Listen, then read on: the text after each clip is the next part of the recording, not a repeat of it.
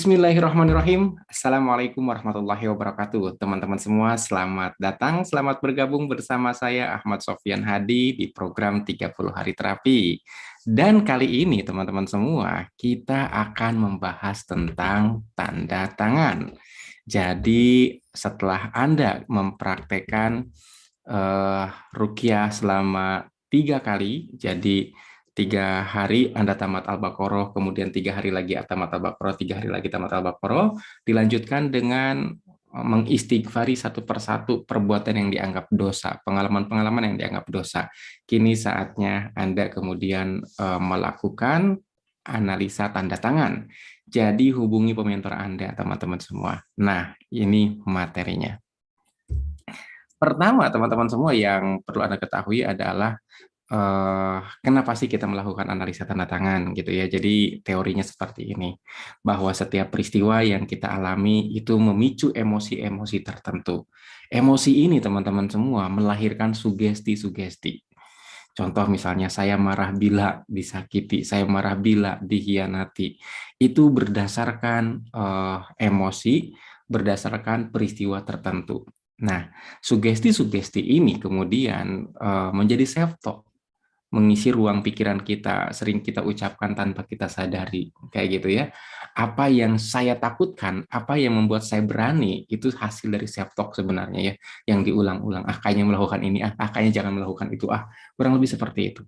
Self-talk ini kemudian menghasilkan tindakan, oke, kayak gitu ya. Nah, tindakan ini teman-teman semua, tindakan ini itu ada apa, bisa berarti cara mengendarai mobil, itu tindakan. Kalau orang sedang emosi, cara mengendarai mobilnya tentu aja dia kayak mungkin ngebut-ngebutan, kemudian gampang terpancing oleh pengemudi lain gitu ya. Nah, selain cara mengemudi juga cara melukis. Cara melukis juga itu bagian dari tindakan. Tapi kita tahu tindakan cara melukis ini dipengaruhi oleh perasaan. Makanya lukisan, kalau orang pelukis-pelukis itu dia harus tenang dulu gitu ya, harus nyaman dulu. Kenapa? Karena dengan ketenangan kenyamanan dia mendamaikan hati baru melukis. Bayang dong kalau seandainya orang sedang marah disuruh melukis, tentu hasil lukisannya nggak bagus. Artinya apa? Sekali lagi, lukisan itu juga dipengaruhi oleh pikiran dan perasaan. Nah, tindakan yang lain adalah cara menulis tanda tangan.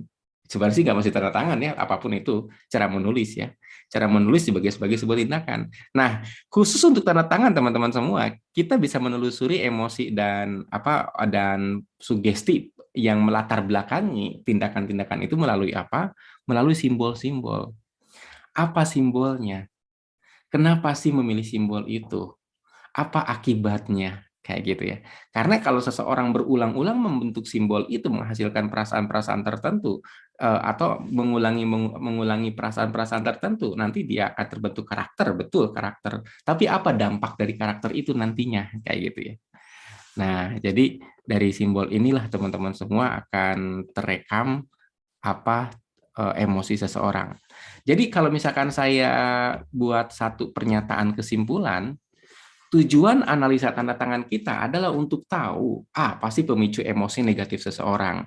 Nah, ini bisa diketahui dengan menyebutkan clue berdasarkan simbol. Lalu klien atau Anda dalam hal ini menjelaskan sesuai clue itu. Jadi pada hakikatnya kami pun tidak tahu, hakikat loh ya. Hakikatnya kami pun tidak tahu apa sih peristiwa yang memicu emosi negatif Anda gitu loh. Nah, tapi nanti dari tanda tangan itu akan kelihatan, oh kenapa ya bentuknya kayak gini ya, gitu loh. Kenapa ya? Nah, nanti kami nanya. Nah, dari tanda tangan itu akan kelihatan usia teman-teman semua. Di usia berapa? Nanti kami tanya misalkan, Kak, di usia sekian, ada kejadian apa sih yang membuat ini begini-begini? Kurang lebih seperti itu. Walaupun usia juga nggak sampai detail, nggak sampai ke tepat sekali gitu ya, hanya rentang waktu saja kayak gitu. Nah, Anda menjelaskan apa kejadiannya berdasarkan clue dari kami. Kemudian siapa pelakunya dan kapan peristiwanya. Nah, ini adalah bahan imajinasi untuk diterapi. Wah, kayak gitu ya. Nah, lanjut. Kok belum? Nah, ini contoh ya teman-teman semua ya. Ini contoh. Nah, misal ini salah satu klien kami, dia membuat tanda tangan seperti ini ya. Pertanyaannya adalah, ini kenapa ya mulainya dari bawah? Ada kejadian apa sampai dia memilih dari bawah? Siapa pelakunya? Kayak gitu. Oke, jadi simbol ini aja diperhatikan ya. Nah, atau misalkan, kenapa ya dia membentuk lingkaran? Ini kan lingkaran pola tertutup, teman-teman semua. Kalau Anda perhatikan, ini polanya tertutup ya. Tertutup dari atas gitu loh. Kenapa membentuk lingkaran? Ada kejadian apa? Siapa pelakunya? Oke, nanti kemudian ini juga sama. Ini lingkaran di atas nih. Ada kejadian apa? Kenapa membentuk lingkaran di atas gitu loh? Ada kejadian apa? Siapa pelakunya? Selalu begitu. Kenapa berbalik ke belakang? Ada kejadian apa? Siapa pelakunya? Kenapa menanjak? Ada kejadian apa? Siapa pelakunya? Oke. Jadi kami mesti mengetahui itu. Nah, Anda akan menceritakan. Nah, contoh nih, misalkan untuk tanda tangan menanjak aja ya, untuk tanda tangan menanjak. Kenapa menanjak? Kami akan ngasih clue, apakah ingin segera sukses? Apakah sering memaksakan diri mencapai goals? Apakah sering tidak mencapai goals padahal sudah kerja keras? Kalau mau saya tambahkan nih ya, apakah sering bergadang sampai larut malam? Atau apakah sering melewati makan hanya untuk bekerja atau nggak sempat makan untuk bekerja, misalkan ya? Atau apakah sering ngotot untuk mencapai goals seperti itu? Nah, kalau Anda merasa iya, iya, iya, oke, berarti Anda benar seperti itu. Nah, tinggal ada kejadian apa? Nanti kami cek lagi. Apakah Anda sering merasa dibanding-bandingkan waktu kecil dulu? Oke, siapa pelakunya? Oleh siapa? Oleh ibu, oleh ayah, oleh kakak. Dengan siapa Anda dibandingkan? Nah, ketika Anda ketemu, oh iya ya, dulu mungkin pernah dibandingkan. Iya sih pernah, kurang lebih kayak gitu ya. Oleh siapa? Oleh ibu, kayak gitu. Nah, ini gampang teman-teman semua. Kita udah ketemu tuh satu gambaran masa lalu yang memicu sikap ini nih, sering memaksakan diri mencapai goals. Kayak gitu ya. Jadi orang-orang yang tanda tangannya menanjak itu orang yang sebenarnya merasa diri tidak berharga, tidak layak, karena dia mengatakan, saya akan berharga, akan merasa layak kalau mencapai tujuan, kalau impian saya sudah tercapai, atau kalau bisa mengalahkan seseorang. Kayak gitu. Sebenarnya ini kata lain dari karena selama aku belum mencapai ke titik itu, selama aku belum bisa mengalahkan orang, maka aku tidak berharga. Kayak gitu. Jadi pembuktian rasa berharganya kalau sudah itu tercapai. Oke, lanjut ya. Nah, saya ambil contoh lagi teman-teman semua untuk simbol mengambil tanda tangan yang mengambil garis dari bawah. Oke. Nah, jadi nanti Anda bikin kolom seperti ini. Kalau ada di buku kerja, Anda tinggal isi. Tapi kalau belum ada di buku kerja, Anda bikin kolom ini di kertas yang berbeda, kayak gitu ya. Jadi simbolnya memulai dari bawah, misalnya. Kemudian misal ada simbol memulai dari bawah. Kemudian artinya apa? Mempersepsikan hidup adalah perjuangan. Lalu apa kejadiannya? Kejadiannya adalah ayah pekerja keras. Apa gambaran ayah kerja keras? Ya, dia sering pulang malam. Oke, ayah sering pulang malam. Siapa pelakunya? Ayah. Kapan? Waktu saya masih SD, misalkan ya. Nah, jadi ada 5 poin yang perlu Anda isi, yang perlu Anda tanyakan dari mentor Anda. Simbol apa yang terlihat, Kak? Artinya apa? Kayak gitu ya. Nah, Anda nanti dipandu untuk menemukan clue-nya. Apa kejadiannya, siapa pelakunya, kapan waktunya ya. Kayak gitu. Nah, sebenarnya Anda yang tahu sebenarnya, cuma sekali lagi Anda bingung kan, makanya kami akan kasih clue-clue lewat pementor masing-masing. Nah, lalu itu baru mulai simbol dari bawah. Bisa jadi Anda tuh punya 5 simbol. Bisa jadi Anda punya lebih dari 5 simbol, bisa juga kurang kayak gitu ya. Nggak apa-apa. Pokoknya ketemu aja ya. Nah, lanjut teman-teman semua. Nah, selanjutnya gimana kalau udah ketemu seperti itu? Ini contoh kasus ya. Contoh kasus misalkan yang paling umum adalah seorang anak pernah dizolimi ayahnya waktu kecil, misalkan dimarahi, misal. Nah, jadi dari tanda tangan itu memang kelihatan, misalkan saya pernah dimarahi sama ayah saya waktu usia sekian, misalkan ya. Nah, kelihatan di tanda tangan. Tugas Anda teman-teman semua setelah mendapatkan analisa tanda tangan itu adalah membuat gambaran mental untuk setiap trauma yang Anda pendam. Oke, gambaran mentalnya adalah pertama, Anda bikin gambar di mana Anda sedang dizolimi. Jadi selalu saja ada dua tokoh, ada pelaku, ada korban. Pelaku ini adalah orang yang menzolimi Anda waktu Anda kecil, atau orang yang dianggap sebagai penyebab rasa sakit Anda waktu kecil. Oke, kemudian di sini ada korban, yaitu Anda sendiri. Nah, jadi ada pelaku, ada korban. Anda bikin gambaran mental, ada seorang pelaku sedang memperlakukan korbannya dengan cara tertentu. Nah, ini mohon maaf ada kasus misalkan, Pak, saya pernah dilecehkan waktu kecil, Pak, kata seorang ibu-ibu. Nah, berarti si ibu ini mesti membuat gambar ada orang dewasa sedang melecehkan anak gadis.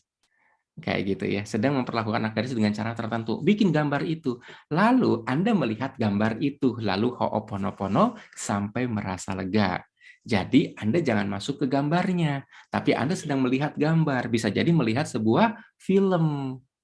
Kayak gitu. Oh iya ya, dulu tuh saya tuh sedang itu kurang lebih kayak gitu ya. Jadi Anda kayak melihat. Nah, kalau sudah selesai, Anda bayangkan si anak tadi, si korban tadi kemudian meninggalkan tempat itu, mencari tempat yang baru, bisa itu kamar, bisa itu kasur, bisa itu kolong kasur malah ya, di mana anak itu tertelungkup kayak gitu, merasa sedih atau merasa marah, merasa kecewa, merasa sakit hati apapun itu, intinya dia sedang menyendiri kayak gitu, meratapi nasibnya sendiri. Lalu di sini bayangkan muncul malaikat bersayap. Siapa malaikat bersayap itu? Malaikat bersayap itu adalah Anda yang sekarang.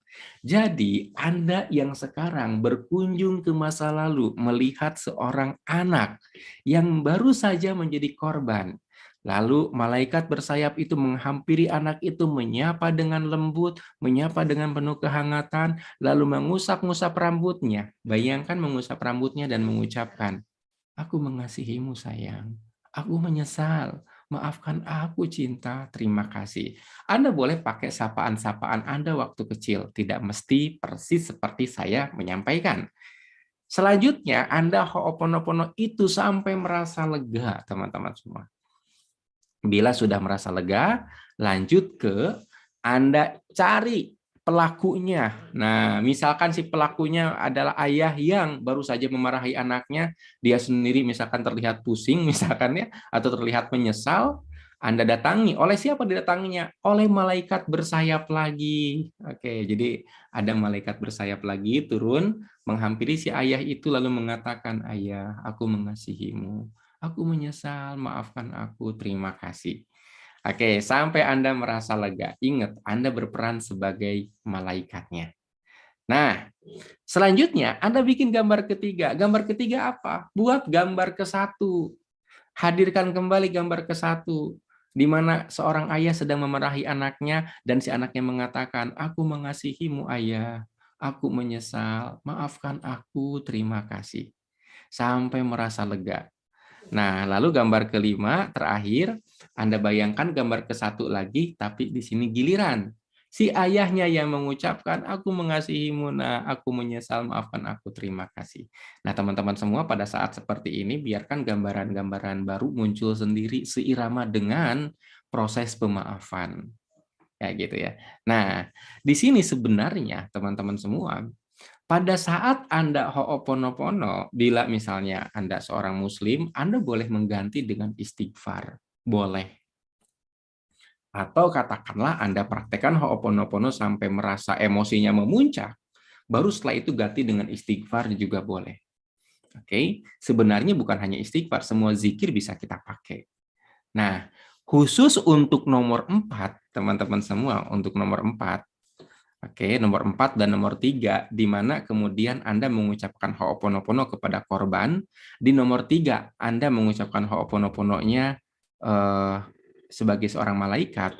Maka setelah ho'oponopono atau setelah istighfar atau zikir, Anda doakan si ayah ini. Atau Anda doakan si pelaku ini. Nah, jadi nggak mesti ayah. Jadi konteksnya adalah ini adalah pelaku. Ya Allah, ampuni dosanya, muliakan hidup dan matinya, lapangkan rizkinya dan rizki anak keturunannya. Oke, seperti itu ya. Nah, sama pada saat Anda sebagai anak mempraktekkan ho'oponopono ke si pelaku, dalam hal ini adalah ayah, walaupun untuk kasus Anda bisa jadi itu bukan ayah, bisa jadi seseorang yang berbeda, kayak gitu ya.